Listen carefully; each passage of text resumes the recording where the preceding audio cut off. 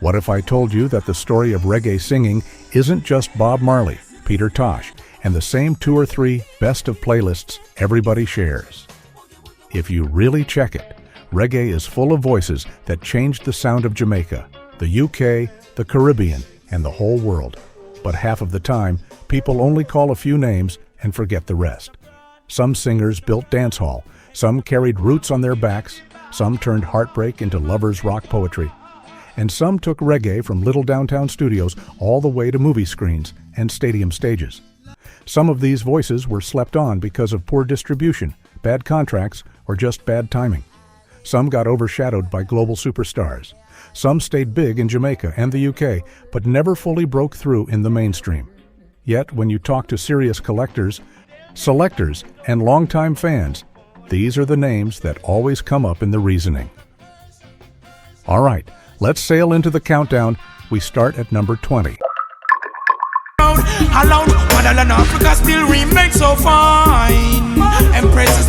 Picture a dusty August town hillside in the 1990s. The sun is dropping low, the air is thick, and somewhere a sound system is throwing out a heavy roots, rhythm over modern digital drums. Then you hear it. Sizzla's voice, sharp and fiery, cutting through the speakers like someone preaching straight from the mountaintop.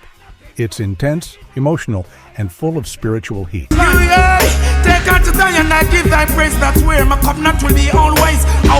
Sizzla Kalonji rose up in the mid-90s, right when dancehall was full of slackness, gun lyrics, and party tunes. Linking with producer Philip Faddis Burrell and the Exterminator Camp, he helped push a roots revival movement, chanting down corruption, lifting up Rasta values, and defending the black woman and the youth. Black Woman and Child is the heartbeat of that era. You, I really have so much love.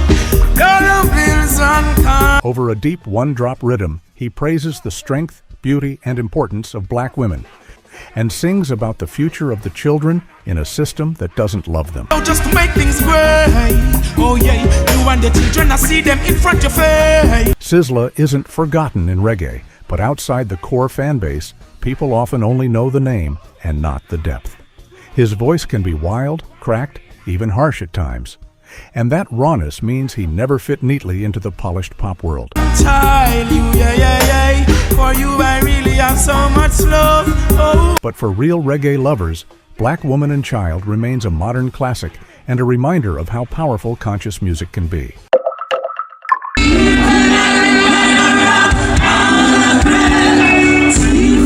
Now imagine a late 90s Kingston evening.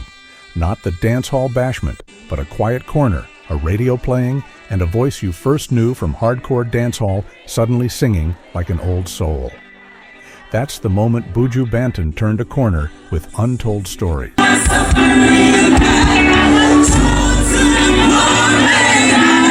Buju came up as a gravel-voiced DJ in the early 90s, smashing dances with raw, aggressive tunes. But after personal growth and spiritual awakening, his music shifted. He began to sing more, not just toast, and his lyrics turned deeply introspective.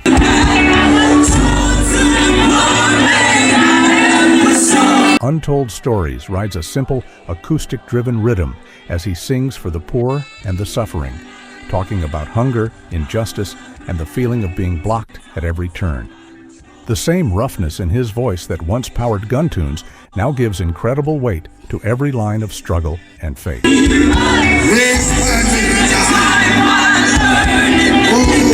Till Shiloh, the album that carries Untold Stories, is the record where Buju truly becomes a roots legend, not just a dancehall star.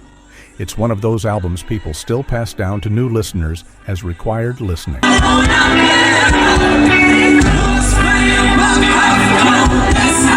Outside reggae circles, Buju is sometimes only remembered for controversy or just as that deep-voiced Jamaican artist.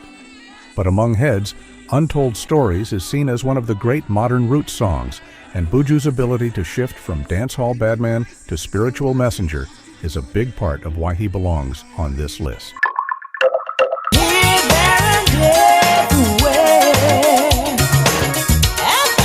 Now we step into royalty. Imagine a packed family party anywhere in the world. The DJ drops a tune, and suddenly aunties, uncles, kids, and grandparents are all doing the same line dance. That's the power of electric boogie. But behind that universal party tune is Marcia Griffiths, the queen of reggae.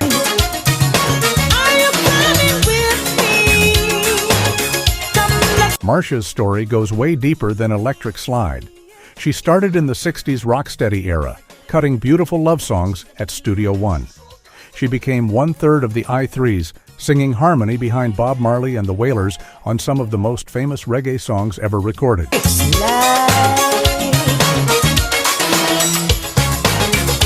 Her voice is clear, warm, and controlled, the kind of tone that can blend perfectly in harmony or step out front with ease. On Electric Boogie, written by Bunny Wailer, she turns a simple chorus into a global movement, writing a bright, bouncing rhythm that refuses to leave your head.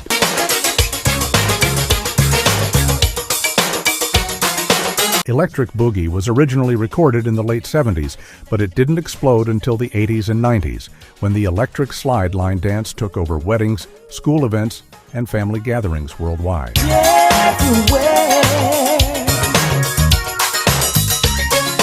Because the song became such a party standard, many people know the dance but don't even know Marcia's name, or they only know her as that electric slide lady. In reggae history, though, she's far more, a crucial harmony singer with Marley, a solo hitmaker, and a role model for generations of female artists. I'll teach you the electric slide. She may not always be shouted out in mainstream greatest singer lists, but in reggae, Marcia Griffiths is unshakable royalty.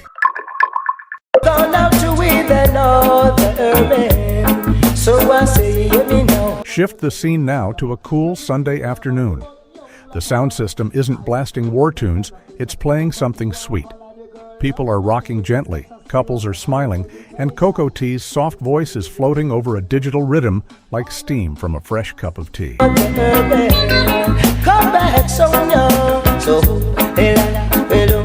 That's the mood of I Lost My Sonia. Cocoa Tea came to prominence in the 80s when reggae was transitioning from live band roots into digital dancehall. Many singers struggled with the new sound. Cocoa Tea, with his naturally gentle tone and easy swing, was perfect for it.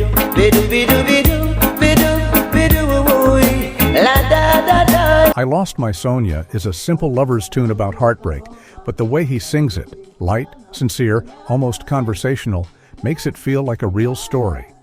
He also cut strong cultural tunes, praising Jah, addressing injustice and uplifting the youth, all in that same sweet, effortless style. I'm crying girl because you're gone. So Sonia, won't you come back to me? Cocoa Tea took his stage name from his love of the actual cocoa tea drink, a warm Jamaican favorite, and it fits his music perfectly. Mellow, comforting, but still with a little strength underneath.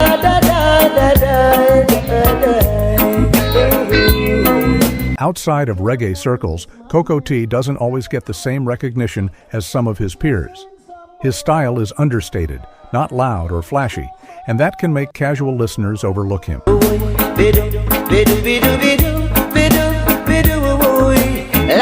But for selectors, radio DJs, and longtime fans, tracks like I Lost My Sonia, She Loves Me Now, and his cultural anthems are staples. He's a singer whose catalog quietly stays in rotation year after year.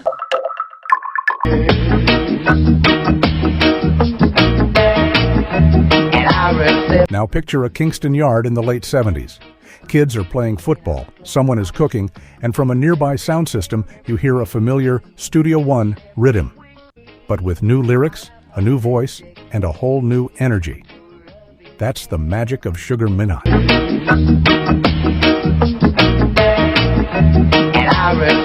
Sugar grew up around Coxsone Dodge Studio One, soaking in the music of the ska and rocksteady era. But he did something fresh. He took old rhythms and sang brand new lyrics over them, telling ghetto stories, youth struggles, and lovers' tales.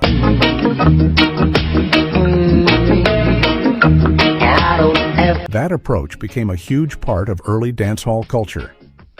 Good Thing Going, a cover that he turned into a lover's rock hit, shows his softer side, a man admitting he messed up and might lose the best love he ever had, sung in a light, honest tone that feels like a real confession. We've got it good. Sugar Minott was also a massive supporter of new talent.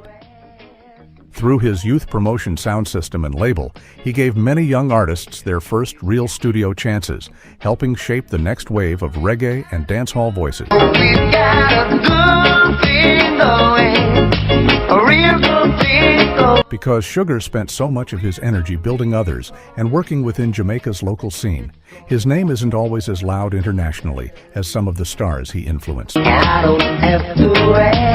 I know that it's gonna last. But when you dig into the roots of dancehall and the idea of versioning old rhythms with new vocals, Sugar Minott stands out as a true architect and a great singer in his own right.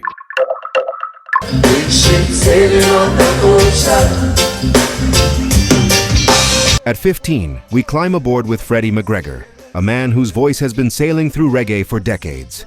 Imagine a twilight boat ride on calm water. The sky is turning orange, the waves are gentle, and a song is playing about a big ship sailing on the ocean. Ship sailing on the ocean. Whoa, whoa. That peaceful but determined feeling is exactly what Freddie brings on Big Ship. His voice is rich and soulful, powerful but never forced. He started as a child singer at Studio One, learning directly from the foundation artists, and by the time Big Ship arrived around 1980, he had turned into one of reggae's most reliable and beloved voices. Right now we're ready, massive, hold on, steady. We're moving up. Freddie recorded his first song at around 7 years old, as part of a group at Studio One. While most kids that age are just singing along to the radio, he was already on records. Sailing, sailing, hold on. Freddie isn't exactly forgotten, but sometimes global conversations focus more on one or two big icons. Meanwhile, he's been consistently delivering roots, lovers rock and cultural tunes from the 70s, straight through the 80s, 90s and beyond. The beach is sailing on the ocean. Whoa, whoa, now. For many reggae fans, songs like Big Ship, Push Comes to Shove, and I Was Born a Winner are essential, and his voice remains one of the smoothest anchors in the music. When you go to volcanoes like a stage show, you have man that sing DJ and blow. Now we step into the early dancehall era. Picture a late-night dance under the stars. The bass is heavy, the lights are dim, and the crowd is waiting. Suddenly the selector drops a tune, and you hear shibby-dip, and the whole place goes mad. That's Barrington Levy's world. Stage show, you have man that sing DJ and blow. Pull it down the journey, oh.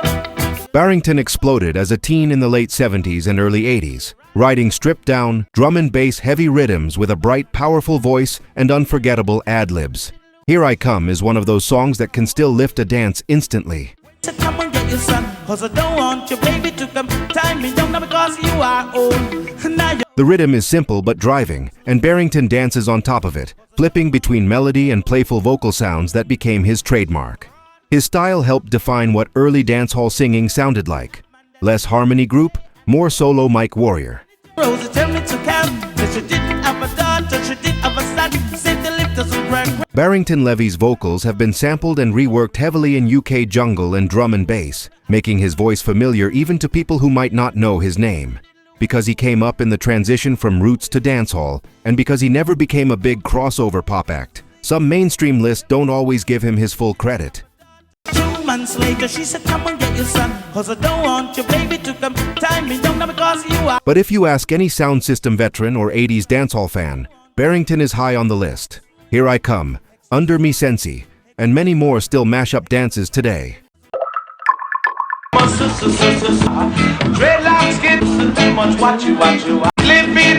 Zoom in now on a downtown Kingston yard. Clothes hanging on the line, people arguing, children running, and rumors flying from veranda to veranda. That's the world Jacob Miller sings about in Tenement Yard.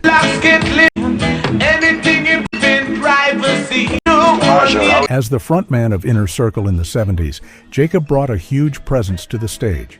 He was big in size, big in personality, and big in voice. Too much informers and too impiping. Tenement Yard captures life in the inner city. The bad mind neighbors, the constant noise, the struggle to mind your own business while everybody else is minding it for you. The rhythm is lively, and Jacob's delivery mixes humor, frustration, and charm.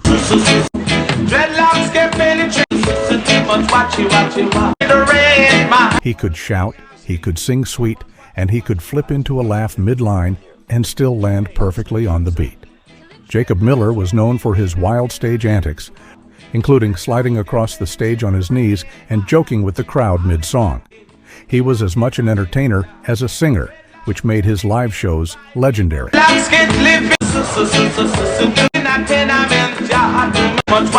Jacob's life was cut tragically short in a car accident, and that's part of why he sometimes feels like an unfinished chapter in reggae. He didn't get the long solo career that some of his peers enjoyed.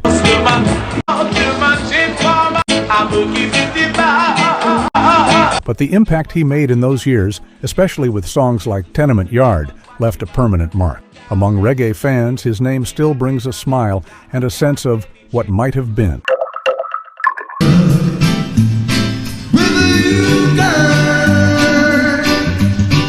Now let's slide back into the rocksteady era, the bridge between ska and reggae. Think of a slow dance in a Kingston club in the 60s, the band playing gently, couples holding each other close, and Alton Ellis pouring his heart out on the mic. That's the mood of I'm Still in Love. You don't know how to love me. Alton Ellis is known as the godfather of rocksteady. His voice carried a deep soul influence. You can hear echoes of American R&B, but bent into Jamaican phrasing and rhythms. I'm Still in Love is a simple statement of undying love over a smooth, rolling rhythm. I'm still in love with you, girl. The melody is unforgettable, and his vocals are full of vulnerability and warmth. The song became a foundation for countless later versions and DJ cuts, proving just how strong the original performance was. The I'm Still in Love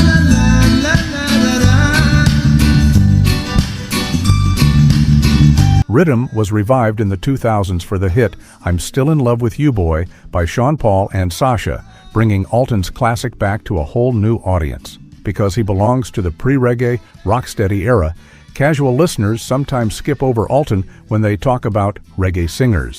I'm still in love with you, girl. But in truth, his emotional style laid the groundwork for lovers rock and many of the romantic voices that came later. For collectors and historians, an Alton Ellis record is pure gold. Let me hear you say ganja, ganja. From sweet harmonies to rebel hymns, John Holt covers it all. Picture sugar-smooth love songs in the 60s with the Paragons, and then fast forward to the 80s. Jamaica is tense, ganja fields are being burned, and that same smooth voice is now delivering a serious warning over a tough rhythm. That's Police and Helicopter. Well, policemen in the streets, searching for... John Holt's early work with the Paragons gave us classics like The Tide is High. His voice is naturally gentle and melodic, perfect for romance and harmony singing. But as time went on, he began to tackle more militant topics.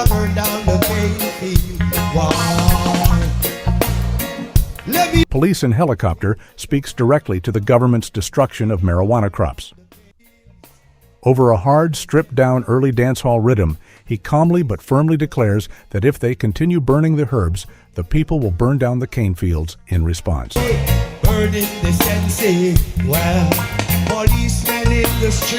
The contrast between his sweet tone and the tough lyrics gives the song an extra chill. The Tide is High, originally a rocksteady song by the Paragons, later became a #1 pop hit for Blondie in the US and UK, showing how far Holt's melodies traveled, even when his name wasn't front and center.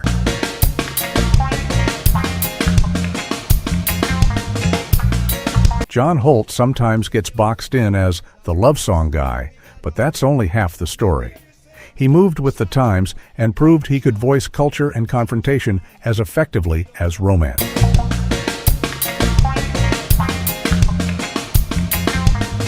For those who dig beyond the surface, he's one of the most versatile and important singers in reggae history.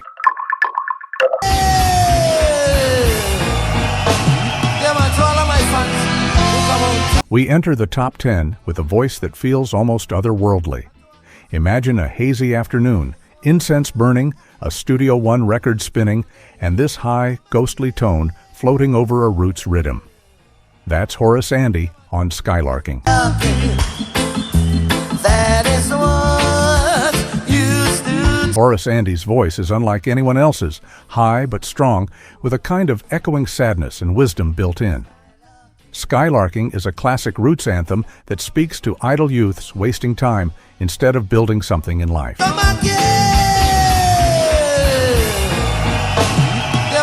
Over a warm, classic Coxsone Dodd production, Horace doesn't shout or lecture. He sings like an older brother reasoning with love, but with enough seriousness to make you stop and really listen. Years after his roots era, Horace Andy became a core voice for Massive Attack, bringing that same haunting quality to trip-hop and introducing his sound to fans far outside reggae.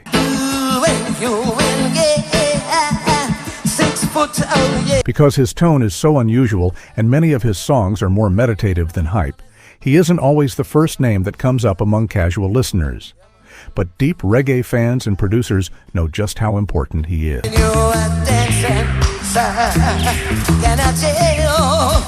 Skylarking, You Are My Angel, and Ain't No Sunshine put him in a special category. A spiritual singer whose voice feels timeless. All right, C-Trends fam, let's keep it real. We're pouring our hearts into bringing you the best celebrity news and music deep dives. But check it, a massive 98% of you aren't subscribed yet. Subscribing is how you can truly support us, helping us grow and create even better content. If you're vibing with what we do, take a sec to hit that subscribe button. It's free and makes a huge difference. Plus, ring that notification bell so you never miss out. Let's flip that 98% and build this C-Trends family together. Your support is everything.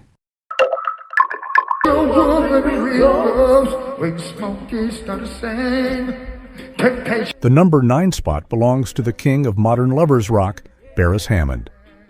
Picture a late-night party winding down, slow jams playing, people sharing stories about the old days, and Beres's husky voice sliding out of the speakers like an old friend. Right now, I think that we all need a brand new start. That's the vibe of Rockaway. Beres doesn't try to impress with vocal gymnastics. His power is in how natural he sounds. Rockaway is basically a nostalgic love letter to the golden days of reggae dances. Now if there remains such a place, then I can't go. Sure. When the music was fresh, the sound systems were booming and the vibes were pure. He sings it like a man who was there for all of it, remembering the dances, the clothes, the sound, and the feeling in his chest. Music of the heart is. Now if there remains such a place, then His voice has that slightly rough edge that makes every line feel honest. Before he became famous as a solo artist, Beres Hammond sang with the band Zap Pow in the 70s, building his skills in a full band context before stepping into the spotlight. you tell me, I'd love to know.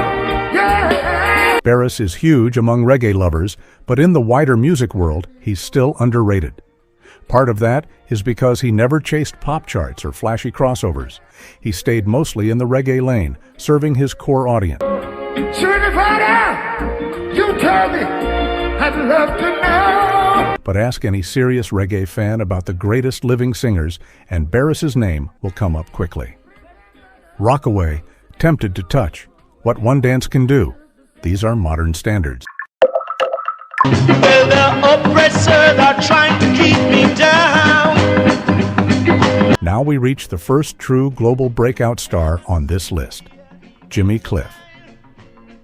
Picture a 1970s cinema somewhere far from Jamaica. The lights go down, the movie starts, and for the first time, a whole audience hears reggae blasting from the screen. Oppressors are trying to keep me down.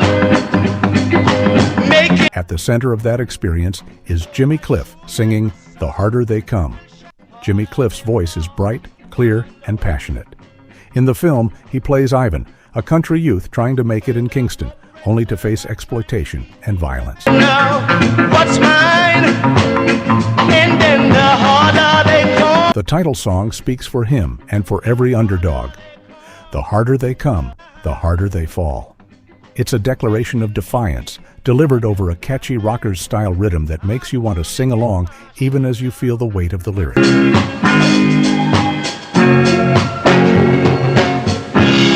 The soundtrack to The Harder They Come is often credited with introducing reggae to many listeners in North America and Europe, years before Bob Marley became a household name.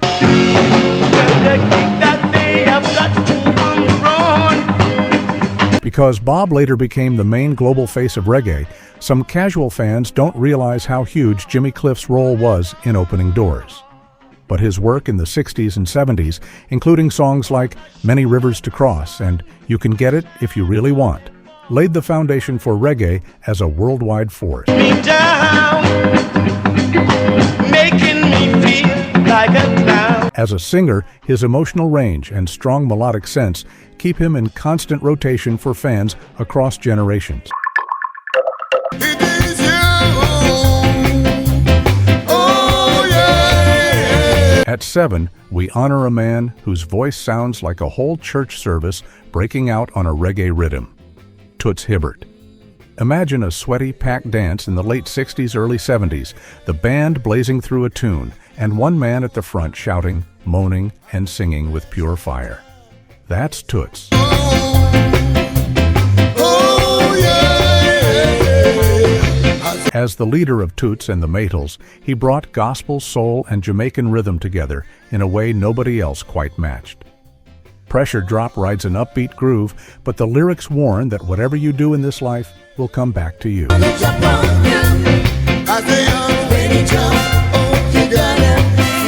His voice is raw and powerful, stretching notes, dropping into growls, then soaring up again, like James Brown walking into a ska reggae session and never leaving.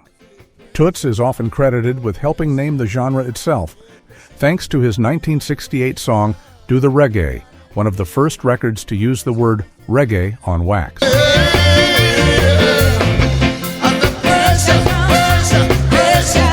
Toots is widely respected, but sometimes when people talk about roots singers, they focus more on the one-drop, slow, and heavy style, and forget how crucial his ska and early reggae work was to the foundation.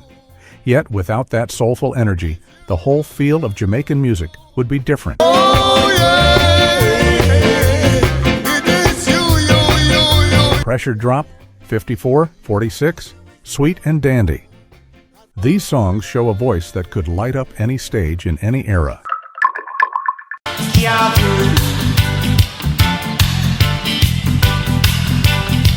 Now we step into the truly mystic zone with Burning Spear, born Winston Rodney.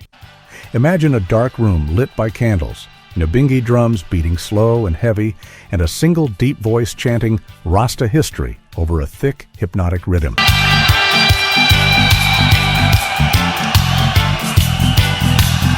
That's the experience of Marcus Garvey. Burning Spear doesn't sing in a flashy way. His voice is deep, rough, and steady, moving through songs more like a ritual chant than a pop vocal. Marcus Garvey is both a tribute to the great Pan-African leader and a lesson for listeners.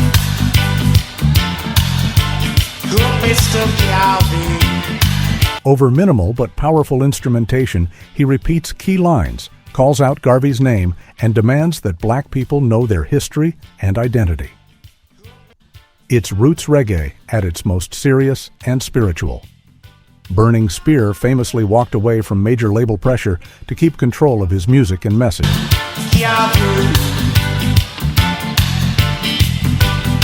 Choosing independence and purity of vision over mainstream compromises. Because his style is heavy and meditative, Burning Spear never became a pop icon. He didn't aim for radio hits or crossover singles. But in the roots community, he is one of the most respected figures.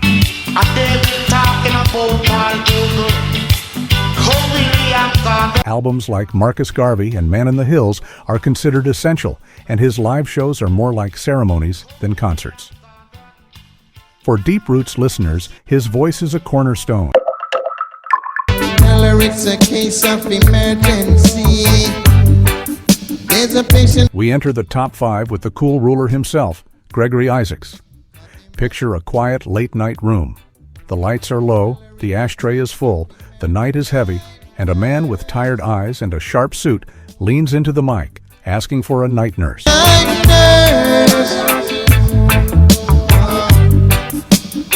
That's Gregory. His voice is soft, slightly nasal, and full of weary charm. Night Nurse is a lover's rock masterpiece, a man begging his nurse to take care of his broken heart and soul. But underneath the smooth melody and sensual lyrics, you can hear something deeper.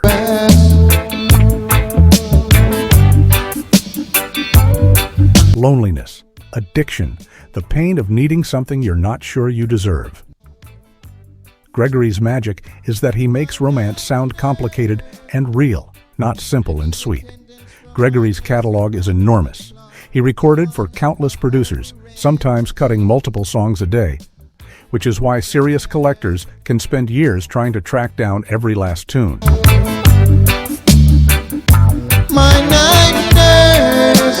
Gregory is well known among reggae fans, but outside that world he's often reduced to that night nurse guy, if he's remembered at all. That misses the point. He was a major voice in roots, in lovers rock, in social commentary.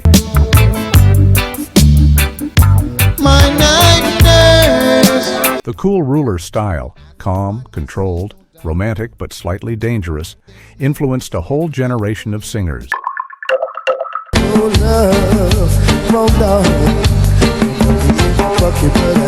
At 4, we have the crown prince of reggae, Dennis Brown. Imagine a young man on stage, eyes closed, singing with so much feeling that even hardened soundmen have to nod their heads in respect. That's Dennis.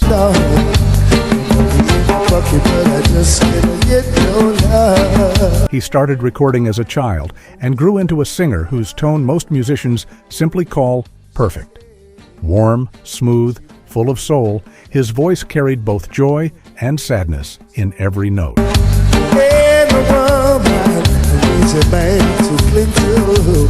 Money in My Pocket tells a simple story. He has money, but he's not happy because the love he wants is gone. The melody is sweet, the rhythm swings, but the feeling is pure heartbreak.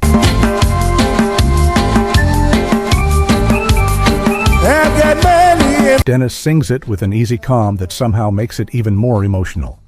Reggae legend Bob Marley himself once called Dennis Brown his favorite singer, which tells you the level we're dealing with. Dennis Brown is huge in reggae circles, but in global music conversations, he still doesn't get the level of fame he deserves.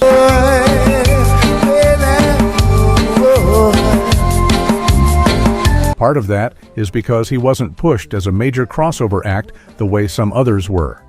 But in terms of pure singing, versatility, and volume of classic tunes, very few can touch him. From roots anthems to lovers rock, Dennis is the definition of a complete reggae singer. My dreamland would be like heaven. At number 3, we return to the original Wailers, but this time not Bob or Tosh. We're talking about Bunny Wailer, the spiritual heart of the trio. Picture a quiet Rasta elder sitting under a tree, eyes half closed, singing about a land he's never seen but feels deeply in his soul.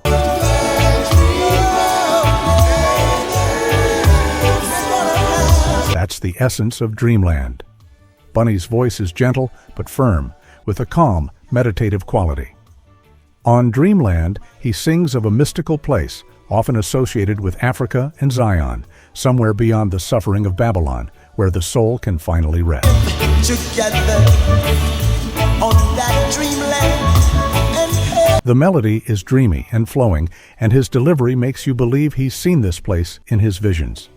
His solo work, especially albums like Blackheart Man, is full of Rastafari teachings, African history, and deep roots messages. Bunny Wailer was famously strict about his principles.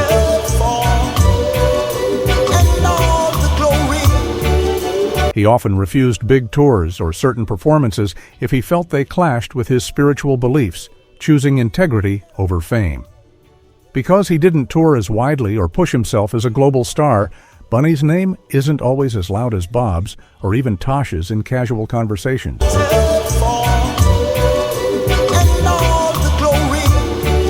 But among serious roots fans, his solo catalog and his role in the Wailers put him in the highest ranks.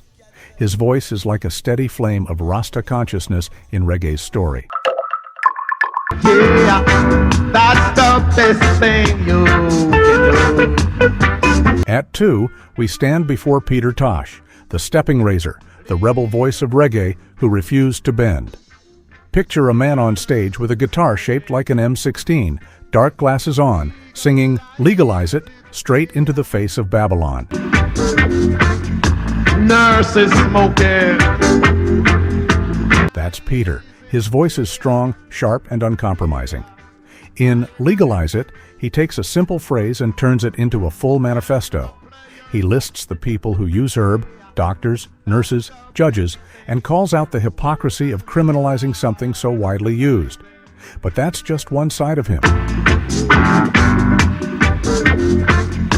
Nurses smoking. Across his solo albums, Peter sings about equal rights, justice, African liberation, and spiritual strength. His delivery is half song, half chant, straight, no sugar. You got to legalize. Peter Tosh was one of the first major artists to openly challenge apartheid South Africa in song, and he paid a heavy price for his activism and outspoken nature. Because Peter was so militant and less interested in being palatable to the mainstream, he never became a pop icon in the same way as Bob. So you got to legalize. But his influence on reggae, on rebel music, and on socially conscious artists worldwide is massive. For many listeners, he is the purest voice of reggae's revolutionary spirit.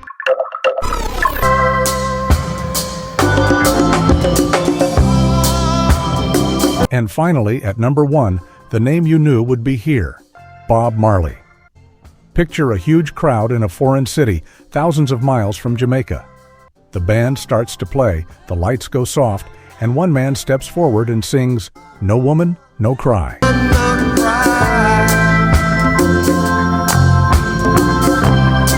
Within seconds, people who have never seen Trenchtown in their life are singing along like they grew up there.